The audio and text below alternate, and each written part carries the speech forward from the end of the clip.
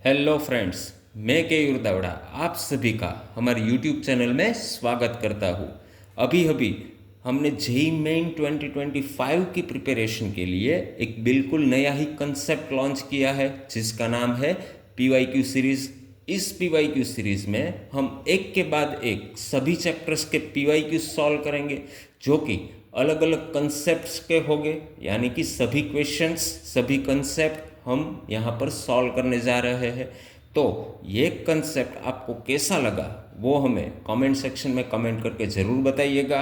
और अगर आप इस चैनल पर नए हैं तो प्लीज़ चैनल को सब्सक्राइब करें, वीडियो को लाइक करें।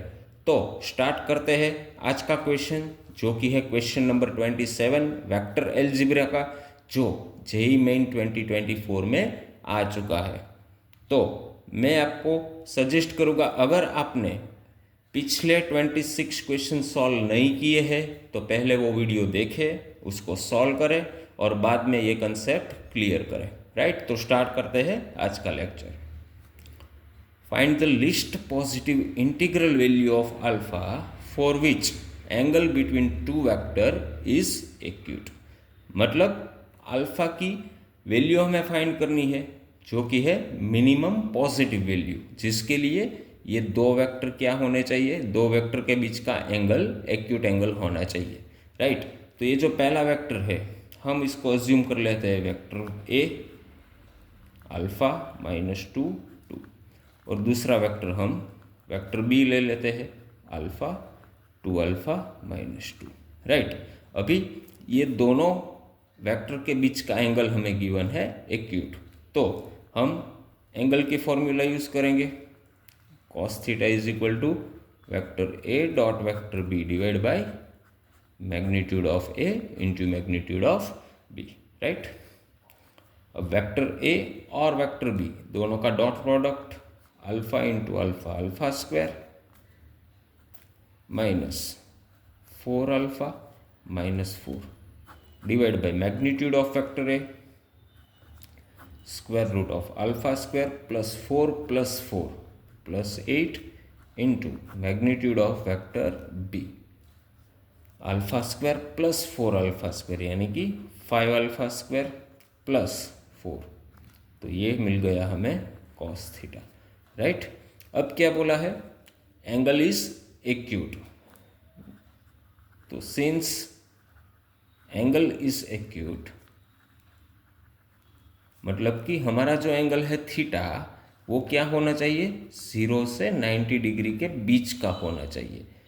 राइट, तो अगर एंगल हमारा 0 से 90 डिग्री के बीच का है, इसका मीनिंग जो थीटा है वो फर्स्ट क्वाड्रेंट में है, और अगर थीटा फर्स्ट क्वाड्रेंट में है तो कॉस थीटा की वैल्यू क्या होगी, कॉस थीटा फर्स्ट क्वाड्रेंट में पॉजिटिव होगा, तो यानी कि कॉस थीटा ग्रेटर देन 0 होना चाहिए।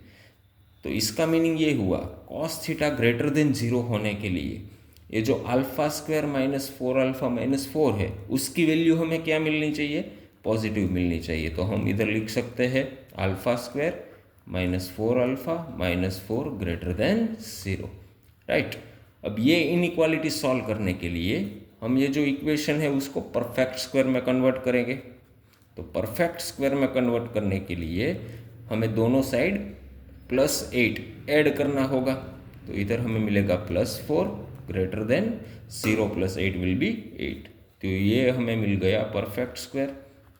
तो इसको हम लिख सकते हैं alpha -2 whole square greater than 8, so that alpha -2 will be greater than 2√2 और alpha -2 will be less than -2√2।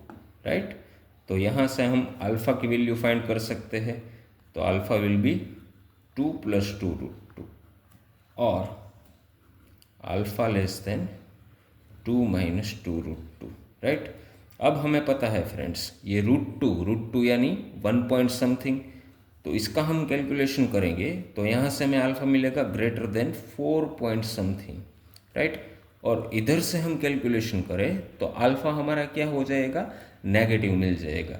अब क्वेश्चन में गिवन है हमें अल्फ़ा की कौन सी वैल्यू चाहिए, पॉजिटिव वैल्यू, और पॉजिटिव वैल्यू भी मिनिमम पॉजिटिव वैल्यू।